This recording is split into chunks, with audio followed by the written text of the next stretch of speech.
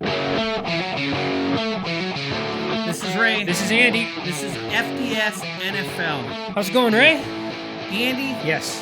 how was the bye week? It was very relaxing. I took a much-needed break from football. I only actually saw maybe a half's worth of football on Sunday and decided, you know what, no, I've had enough of this. So it was wonderful. Wonderful? Well, as a Bills fan, the bye week extended into this week, and I'll explain that to you as we get into the Bills game. Sounds good. This episode is brought to you by Moose Light. Moose Light, this stuff is scary good. Scary good. Get yourself a Moose Get out Light. and get some. And if you need a hat or a shirt like the ones I'm wearing right now that have logos, go see our buddies, the Doyles at Doyle Corporate Image. Because the Doyles rule. The Doyles do rule. So there's no Browns game, Ray. So I'll set you up to walk me through the Bills game. I did tune into Red Zone early on, and Red Zone was focused on the Bills enough, but I would flip over to the Bills game itself when they weren't, because really there were no interesting games happening for the first half of the 1 o'clock slate, 2 o'clock here in Atlanta, Canada. By the half, I just couldn't do it anymore. Yeah. If you weren't a Dolphins or a Bills fan, it was just not a fun game. No. So the Bills looked horrible. But there was never a doubt in my mind that they were going to win the game in the second half, because they were just playing poorly. The Dolphins really didn't do anything that amazed me. Walk me through the game. Well, listen, my biggest complaint about the Bills all year has been the way they come out of into the second half, Andy. They come out flat in that third quarter. Mm-hmm. Well, one thing I've learned about the Buffalo Bills and the coaching staff that they have is not only do they come out flat for the third quarter, but they also come out flat from a bye week. Mm-hmm. Now, I know Coach McDermott sent the guys off to have a 1 week vacation during the bye, but I think for the first almost 40 minutes of this ball game, the Bills players were still on vacation because they just didn't come with that killer instinct that they had heading into the bye on defense and offense. Especially the defense. That's Exactly. where it showed the most. Exactly. Yeah.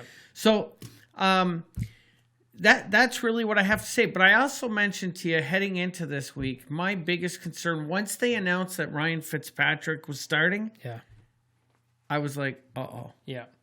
You never know what'll happen. You never know. But not only that, but Fitz is loved in Buffalo. Mm-hmm. He was there for 3.5 years, and the Bills fans loved Fitzpatrick. Oh, yeah. He has got, myself included, I love Fitzpatrick. Yeah. The guy's a gamer. He never quits. He's always in a football game unless he chooses not to be. All right. Well, he played great for you guys. And he did, and he's a gunslinger. He's not afraid to throw the ball downfield. Right. And he did exactly that on this game. He threw for 282 yards, Andy, a touchdown and interception. He was testing receivers downfield. They have a tight end. His name is, there it is, Mike Gesicki. Yep. This guy, the catches that he made downfield, I mean, we're talking OBJ type catches by a tight end. There you go. I mean, they were just playing lights out. The Bills moved the ball in the first half, but they couldn't score in the red zone, which led to 4 first half field goals for Stephen Hushka. Yep. Let me tell you about this game real quick. Possession time. Miami had the ball 33 minutes and 31 seconds to the Bills 26-29. Mm-hmm. First downs. Miami had 24 first downs versus the Bills 17. Total plays by the offense. 66 for Miami, 51 for the Bills. Total yards, 381 for Miami, 305 for the Bills. Mm-hmm. Those stats tell you would think Miami won the game. Yes, you would. These stats tell the game. Now listen, I just want to tell this real quick. As a football official working at the university level, even the high school level, but more at the university level, I can't tell you how many times I've heard the expression over the years, let's just get to the fourth quarter. Keep it close to the fourth quarter. Mm-hmm. This is a message that is delivered by head coaches all the time. I hear it.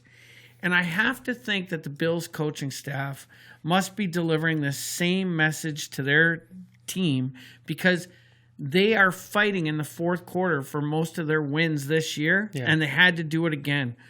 Again, they were flat right up until the 40th minute, somewhere in that ballpark, and finally, Fitzpatrick makes a mistake.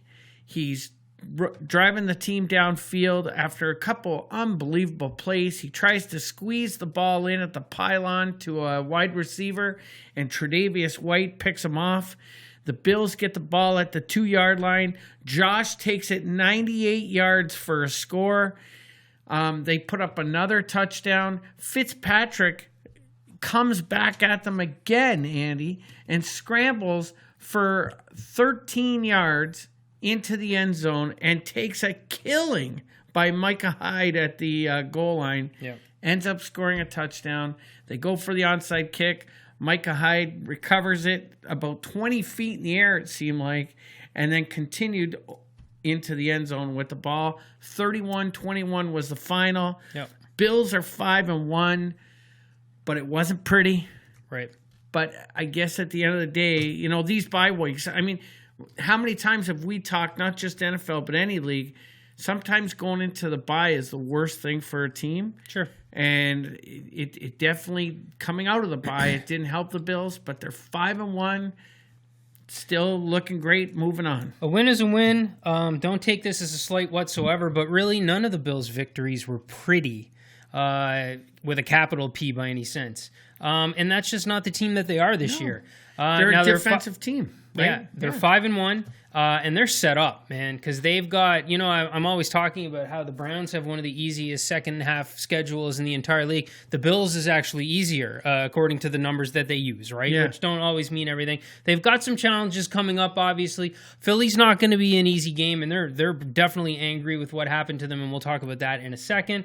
You know, you've got Baltimore, and they seem to be firing on all cylinders again now that their quarterback has accepted the fact that he's a running back, and of course you have New England again. But beyond that, I mean, things are set up pretty. So for McDermott to give the boys a week's vacation on the bye week, you know, and then come out and win an ugly one, you know, the score doesn't, a 10-point victory doesn't look that ugly, but you know that it was a little uglier than the score. Oh, it was, absolutely. But you know what? That's fine. That's the type of team that these guys are. I wouldn't be too worried about that. You might be waiting for a while for a pretty victory, but who cares? Listen, who cares? I just want the W. You got it. Give me the W. I'll take ugly every week. There you go. All right. Our game of the week that we chose. Every week we choose a game of the week. Last week we tried not to go with the highest profile matchup, though this was pretty high profile, thinking that once again we would curse it and it would be a garbage game. We ended up going with Cowboys and Eagles, and it turned out to be a garbage game. Skip Bayless was in all his glory. There's a nice little video of him pulling his Cowboys jersey and hat out of the trash can and putting it back on. Man, the Eagles, their defense just didn't come to play. The Cowboys stomped them. Carson Wentz had 3 turnovers and interception, and he lost 2 fumbles. 2 fumbles, yeah. And I mean, they were just playing from behind the entire game, and they couldn't get anything going from the looks of it.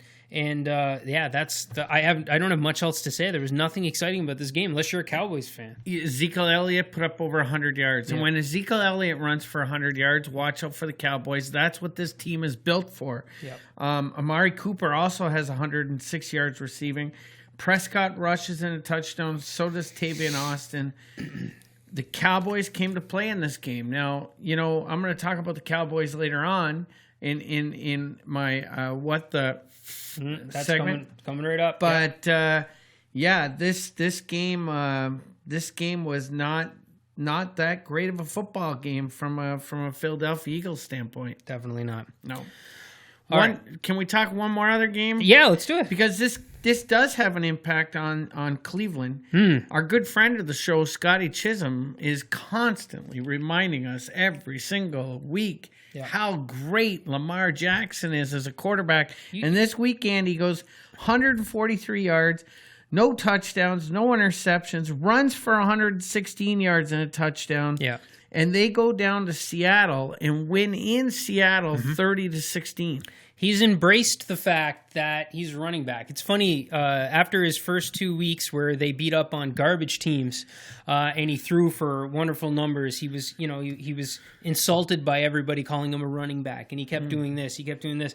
But now he's embracing it, clearly. Because if you look at his performances the last 3 weeks, the passing numbers are dismal to marginal. But he's running like crazy. He's on pace to set the all-time quarterback rushing record, and he's going to do it if he stays healthy. So with them, I mean, Seattle wasn't ready for that. They weren't ready for it. Like the way, remember I talked about the Browns exposing the Ravens when they played them? Yeah. Well, I think that was the last game where the Ravens tried to make Lamar Jackson a passer. And they finally embraced the fact that he can use his legs to open up the pass. And now he's doing it. And as long as he stays healthy, it's going to work. Pete Carroll said to the press after the game, he said he has seen a lot of running quarterbacks throughout his career as a head coach. Yeah. He has never seen a quarterback with this speed. There you go. He says the speed's unbelievable. I believe he's got an average arm. Mm-hmm. Average arm with that kind of speed is still a killer in the NFL. It is. Here's my only worry, and this is what I always think is gonna creep up on these types of quarterbacks, is once teams game plan for you to be running purposefully and meaning to run, the opportunities for these guys to get hit are bigger and bigger. As we know, you breathe on a quarterback these days, you're going to get a flag. Lamar Jackson turns himself into a runner when he does this. He's still going to get preferential treatment as a quarterback, but trust me, Ray. Listen, there's no bounty gate. There's no coaches out there telling you to do it. I think it's unspoken. If Lamar Jackson is killing you with his legs and you got a shot at him, you lay him out. And we'll see if he can take that. Yeah. All right.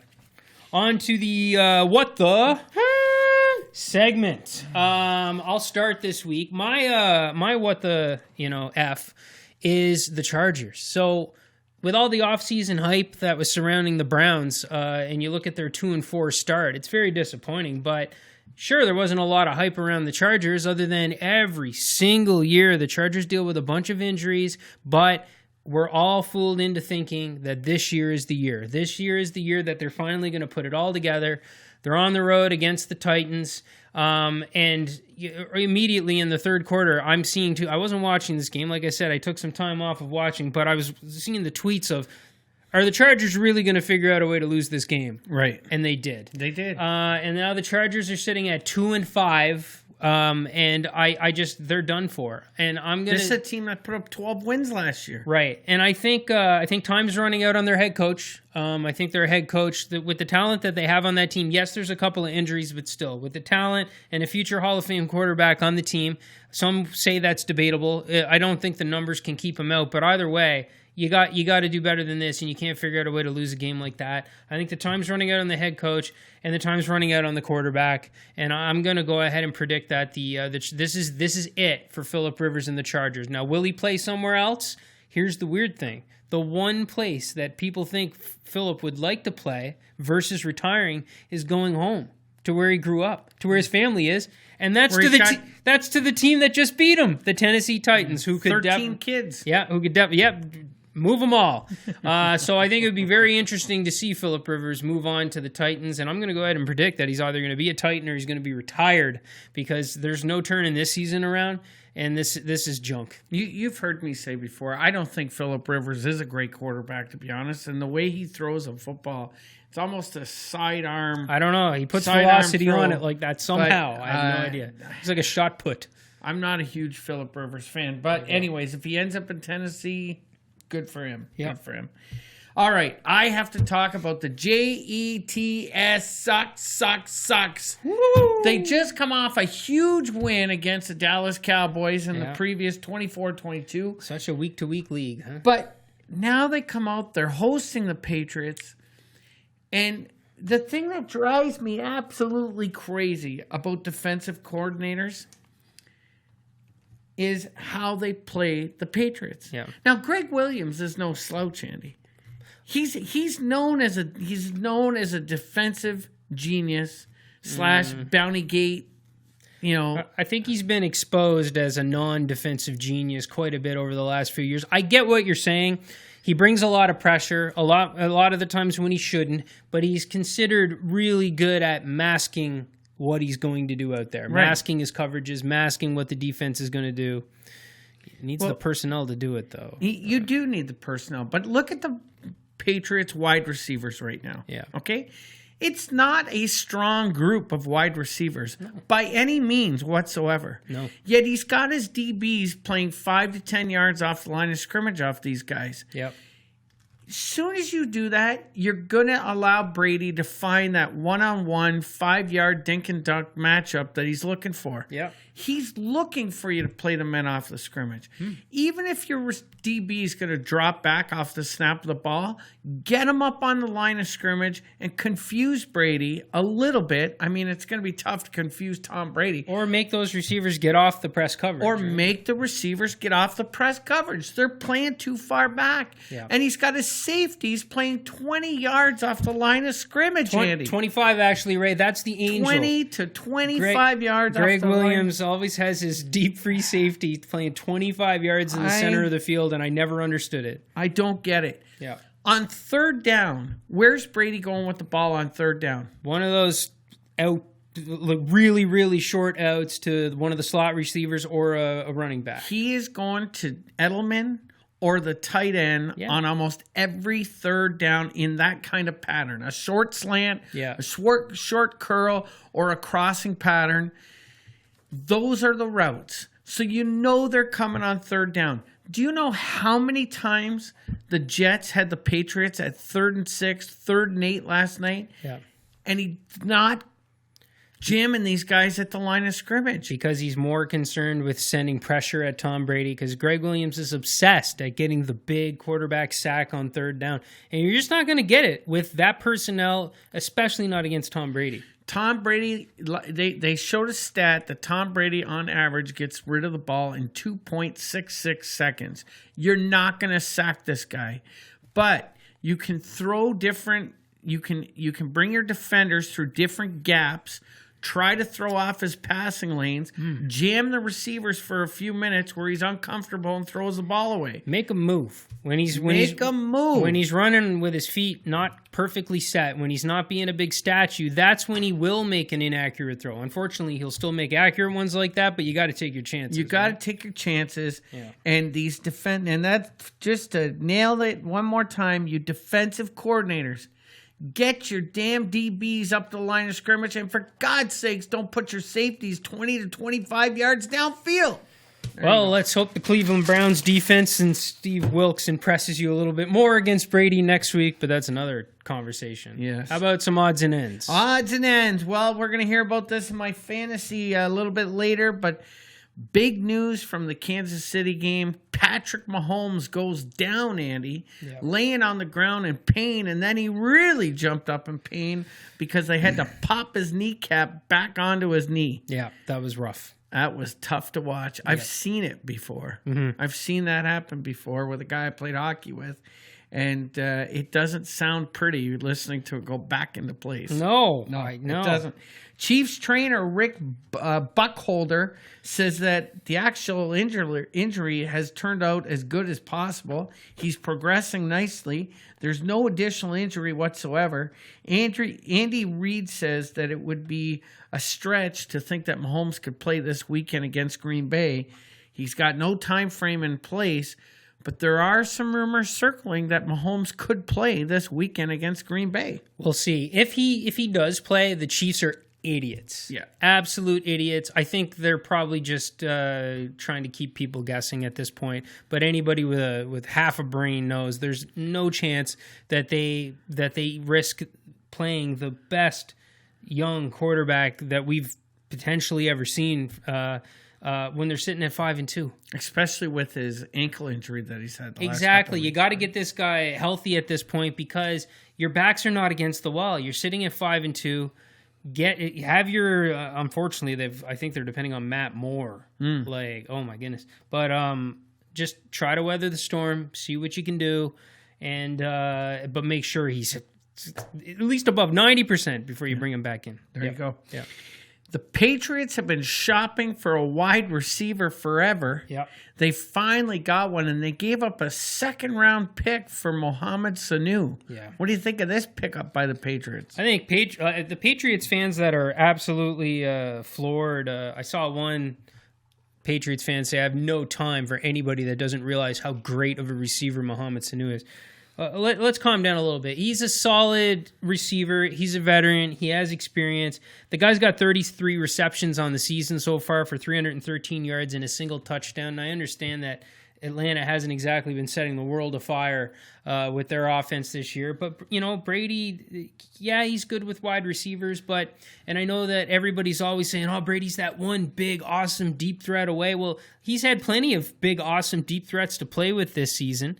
And yeah, here's another solid player, Mohamed Sanu, a second-round pick. Apparently they were going after Sanu during the offseason, and Atlanta wouldn't budge. Finally, Belichick thinks he's one solid receiver away. Like, you know, it always takes Belichick half a season or so to figure out what he's got. The team, come playoff time, never looks the same as it did for the first 6 weeks of the season.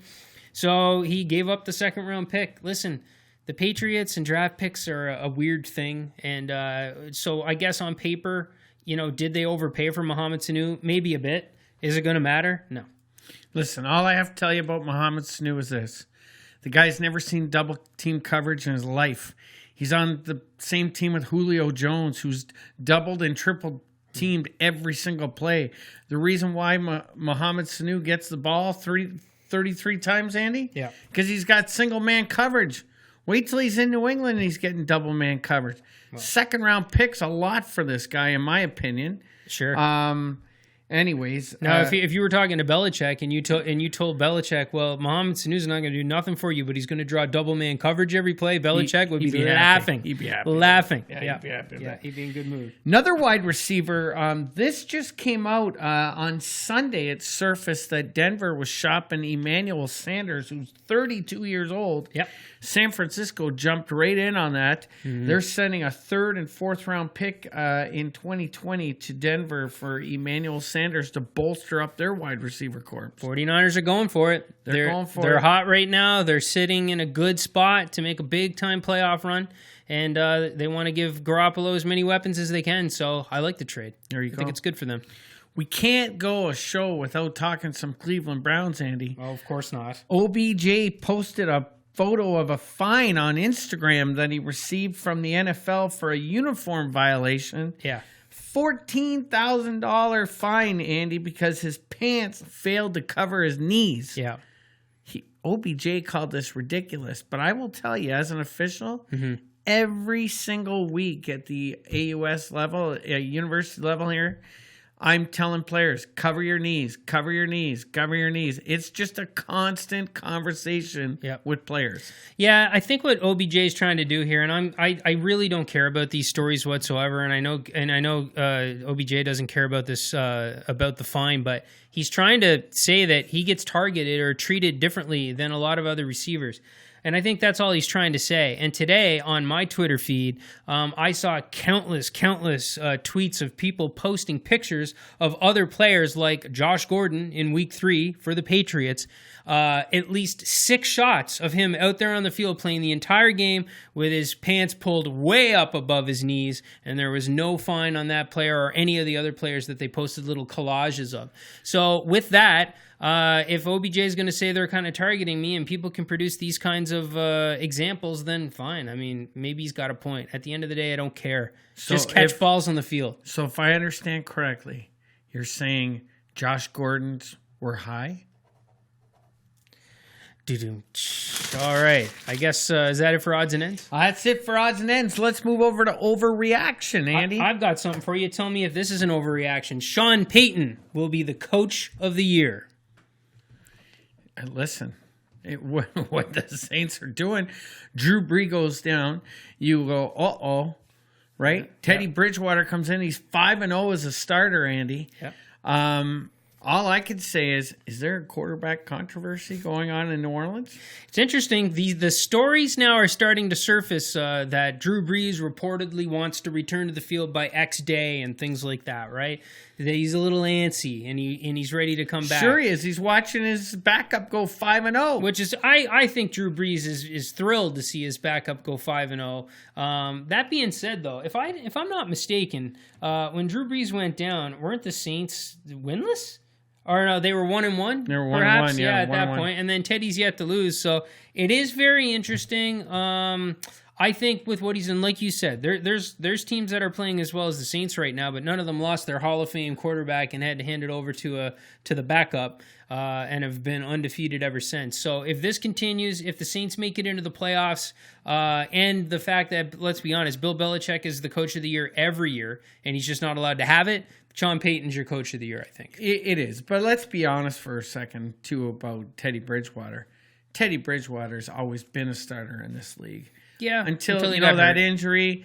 But he was never a dynamic Drew Brees type. Remember when he was playing I love Teddy Bridgewater. When he was playing at his best before he got hurt with the Vikings, it was all heavy run game, play action. He made the plays that he needed to make, but he was never a 400-yard passing kind of guy like you would expect to see in this Saints offense. Well, he's got Michael Thomas as a wide receiver. Well, you never know what you're going to get with Teddy. Like, he might throw for 112 yards and win the game. He might throw for almost 400 and win the game. It's all over the board. I have to point to Sean Payton for the reason. Coach of the year. There you go. All right. Dallas Cowboys suck. You're going to say that after the win? Dallas Cowboys suck, Andy. And let me tell you. Okay. Not only does Dallas Cowboys suck, but the NFC East, the entire division sucks. Okay. All right, let me tell you why. Okay, tell me. Dallas Cowboys must suck. They go down to the Jets and lose to the Jets 24-22. Mm-hmm. Sam Darnold had a great day against them that day, right? And then the Jets follow it up with a 33-0 slashing by the New England Patriots. Dallas sits atop of their division at 4-3, and as we just talked about, they beat Philly earlier in this podcast. Yeah. My thought on the Dallas Cowboys after seeing the beating that the Jets took to the Patriots, they must suck. Wow. And the entire NFC East, if Dallas is 4-3 in their division, I mean, we know Washington sucks. Right. And they have there's a lot of moving parts on that one. Does Washington suck? Washington stinks. All right. Yeah. The New York Giants. Does the New York Giants stink? Absolutely, they stink. They suck. Philadelphia, 3-4.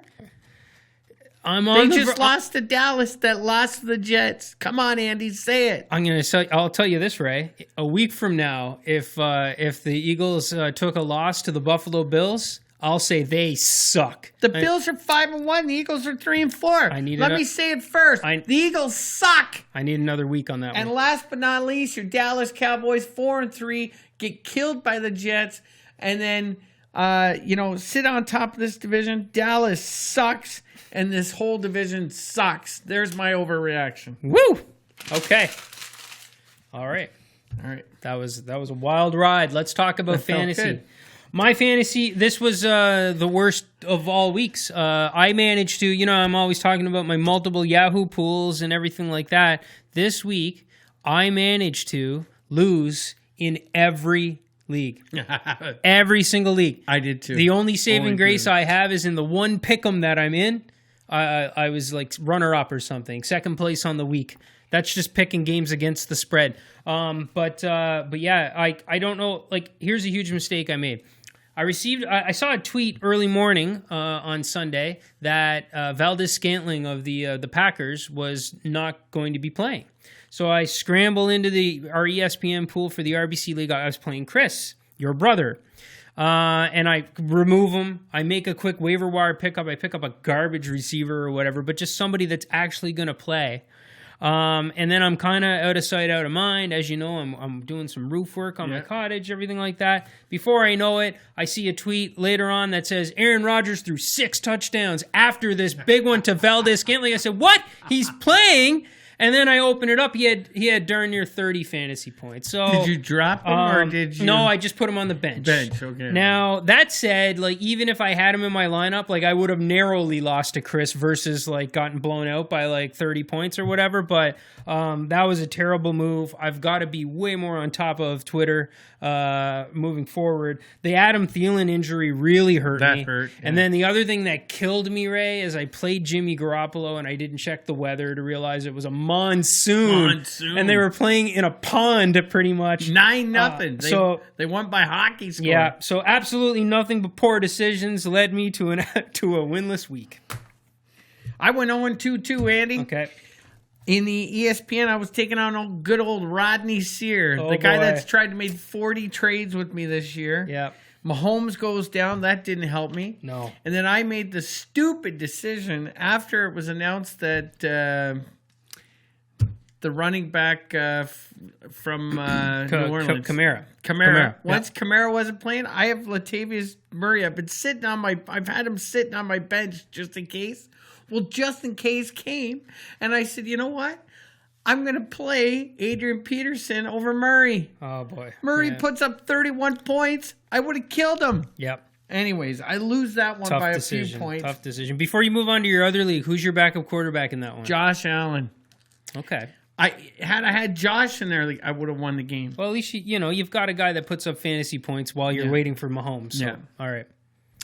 My CBS league. Okay. I'm taking on our president, commissioner. For the 20 years that we've been in this league, David Fries. David Fries absolutely sucks in fantasy. All right, I'm not lying. Okay. He sucks in fantasy. Man. He's never had a good fantasy year, and you know why? Why is that? His entire team is New England Patriots. Oh, okay. Every single year, he says, I'm not going to do it. And by every week single year 5, they're all New England on his Patriots. team? Yeah. Okay? So I'm up in the score 101.5 to 61.8. You're in a good spot. Okay? Yep. Good spot. He's got 3 players left. Pat's D, James White, and Dorsey from the wide receiver from New England. Dorsett. Sorry, Dorsett. Okay, yeah. Dorsett. Yeah. Goddamn Dorsett. Yeah. Anyways, after that 33 debacle against the Jets, which has got me all fired up, he beats me 110 to 101.5, and I lose in this league, and now I've got a losing record. Oh, no. I've got to get things turned around very quickly in this league, or I won't be making the playoffs. Wow, the Pats D must have had a really good performance. 33 points by the Pats D. Oh my goodness, the other two guys. 37 points by the Pats. The other two players didn't even have to do anything. I know. Oh my goodness, pissed me right off. Well, that's fantasy. I don't know if you have. I don't have much else to say at this point this week. I've got Baker Mayfield in a couple of leagues, and he had a nice performance in his last game that he played. There's no way I'm starting Baker against the Patriots, so I'm gonna have to figure out something. I've got Gardner Minshew Magic as a backup in one of them, and he played great for me this past week. And I'm gonna have to figure out something with Jimmy G. I'm gonna be checking the weather. Let me ask you about Minshew. Yeah. If Nick Foles becomes available next week, what do you do with Minshew? I think you just keep playing him. Like it's a weird situation because obviously, the organization loves Nick Foles. They traded for him for a reason, or they signed him for a reason, sorry. And Gardner Minshew, I mean, it's just it's one of those phenomenons. Yeah, it's a great story. Now, we've seen a lot of these great stories of these late round picks that catch the league by surprise, and then eventually the tape catches up to them. But I think you gotta. It's going to be so easy to put Nick Foles back in. All you have to do is wait for him to put up another stinker, and until then, bet on the Magic. Yeah, bet on the Magic and keep him out there. All right, let's pick some games. All right, let's do that. We are 4-1 for me last week. Okay. And I did not get my upset. I'm now 26-9 on the season, and I'm 3-4 in my upsets. Ray, you went 3-2. You also did not get your upset. 24-11. You're 2-5 in the tiebreak. So I've got a 2-game lead on you now. My Oakland over Green Bay didn't quite work out. Didn't quite work out. Sorry, Jeannie. Sorry, Jeannie lost her pro line because of that Oakland. Yeah. Green Bay. Gotcha. And our buddy Cameron, who comments on our YouTube, he went 3-2 as well, and also missed his upset. So you and Cameron have very similar weeks. Do you want me to go first this time, or you want to go first? Sure, you go first. Okay, I am going Lions over Giants. I'm going Colts over Broncos. I'm going Rams over Bengals. I'm going Bears over Chargers. And though I know there's no way this is going to happen, you did it with your Bills. I feel like I owe it to you for you to try to get a game in the standings. And also, my psychological warfare that I'm trying to play on the football gods isn't working, so I'm going to try something else. I'm going the Browns beating the Patriots as my upset for the week. Whoa! And we'll see what happens with that. Whoa! So, yep. Listen, this is the one week I'll be 100% cheering for the Browns. There you go. Lend me one of your Baker's jerseys. I'll wear it on Monday night. All right, perfect.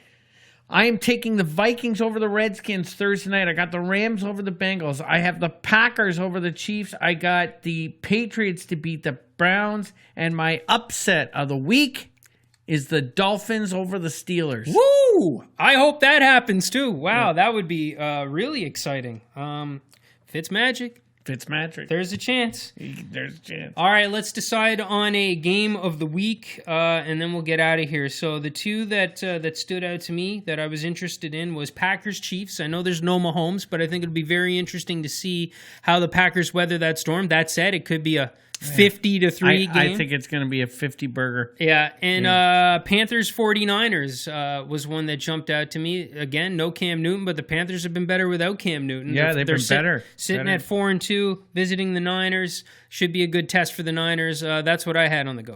Games of the week, I got Browns, Patriots. I think that's a good game. If Mahomes was playing, it would obviously Packers, Chiefs, Bills, Philly. I mean, who knows what's going to happen there.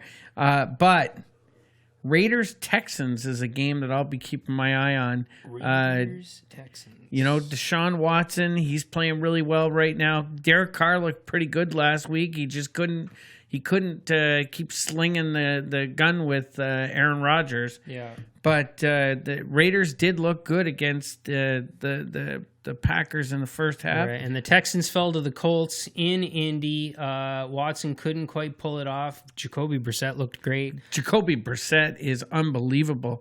All these Colts fans at the beginning of the year that want a refund on their season tickets because Luck retired. Yeah. Shame on you, because Brissett is really playing some good football. And Frank Reich is an unbelievable football coach. Doing really well. Jacoby's had his rough games, but he's also had amazing games, and this one against it. So the Texans are going to be a little bit upset. The Raiders are probably a little upset as well. Sure, let's go with that. Let's go Raiders-Texans. I'm good with that. Let's go with that. All right. That's the show. If you're watching on YouTube, hit like, comment, dislike, subscribe, all of that stuff. Do whatever you got to do. We know we'll hear from you, Cameron, so give us your picks as well. And if you're listening on your podcast app, figure out a way to leave us a review and comments and things. Yeah, that'd be great. We'd appreciate it. Have a good one. Enjoy the week. Enjoy the week, guys. Go Browns. Oh, boy.